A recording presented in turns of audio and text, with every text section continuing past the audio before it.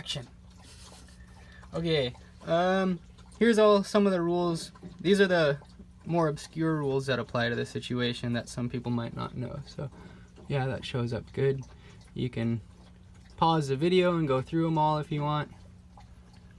Windward, leeward, mark room, and touching a mark are pretty straightforward. I think everyone's familiar with that.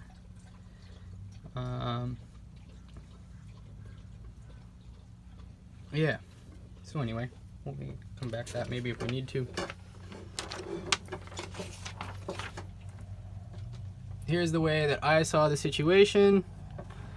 This was us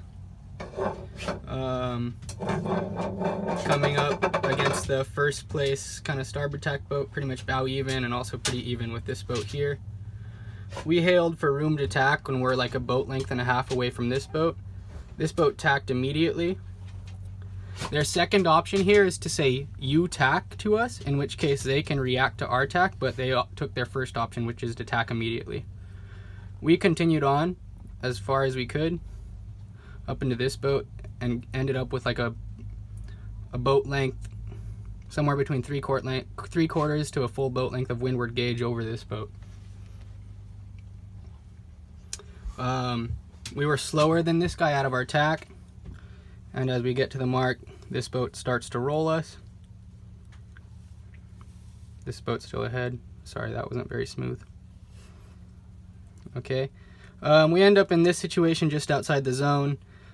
This boat's pulled forward and is starting to roll us, but at this point we get a puff and a bit of a lift, and we end up pointing, we're like lined up pointing straight at the mark. You know, we're still looking like we have to shoot it, but looking like we can get there. This boat ends up kind of rolling over the top of us. We actually couldn't see this boat at this point because he was so far to leeward, and did not expect him to shoot the mark because we thought it was fairly apparent that it would be impossible for him to make it, and Rule 44.1b discourages you from doing that in that situation. We get the puff and kind of come into the zone right as this boat rolls us, which kind of to some extent nullifies the puff, but we get a little bit of boost from it. This guy, first boat, kind of gets around ahead of the mess clean.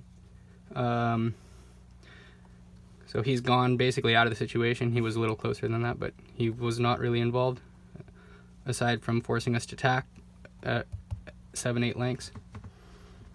This boat shoots head to wind as hard as they can and basically parks right here. That's when we start to see them.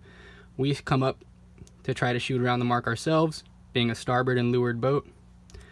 This boat hits us before we even get to head to wind. We're like below head to wind when this boat collides with us. So we never even get to head to wind, which we have a right to get to head to wind. We do not have a right to pass it. But anyway, before we even got to it, this boat collides with us and pushes us down into this boat, who's kind of rafted on the mark and pivoting around it. And then we end up hitting that boat's transom and getting pinned into the mark by this windward boat that did not keep clear. So this boat was yelling at us that we had no right of way, which we did. We were a starboard leeward boat. Even if we did not have a right of way, they still have to avoid contact under Rule 14. I don't even think this boat changed their course. Maybe they came up a little bit. So this windward boat, when we came up to sail around the mark, just basically plowed us straight into the leeward boat and the mark. So this boat breaks Rule 31. This boat breaks Rule 11. We're sandwiched in the middle. We get slammed into the mark and drift around it. So I think this boat's chucked from the situation under Rule 11. This boat's chucked from the situation under Rule 31 and actually only owes one circle, but is potentially needing to retire from the race under Rule 44.1b. I think he did 2 circles, so that's interesting, because if he did an extra penalty and doesn't gain a significant advantage, but I don't think that's how that rule's supposed to work. You can't just give yourself extra penalties until the significant advantage is gone. You're just supposed to not go in there in the first place. So yeah, we felt we had a windward boat. We had a boat to leeward of us that shot the mark with no real possibility of ever making it, that rafted on the mark and took away our lane to get around the mark. They broke Rule 31. That was the first broken rule. And then the second broken rule was Rule 11, when this windward boat plowed into us. and then he basically ended up kind of sandwiching us into them. We kind of tapped this first boat's transom.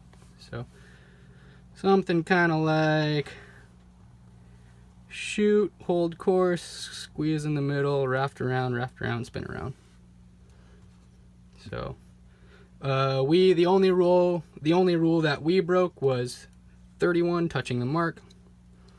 And then also maybe 11 or 12, windward, leeward, or clear head, clear stern with the inside boat. But we're exonerated from both of those by being fouled. On one hand, the windward boat fouled us, and on the second hand, this boat hit the mark. So we're exonerated on both sides because both of these boats broke rules before we broke any rule, and the only reason that we had to break a rule was because they broke rules. So I think it's pretty straightforward and simple, actually. And I do think we would, if this boat didn't shoot into that gap and we could have accelerated straight to the mark and then shot, and this boat did not foul us in the windward leeward situation, I think we actually would have made it around. So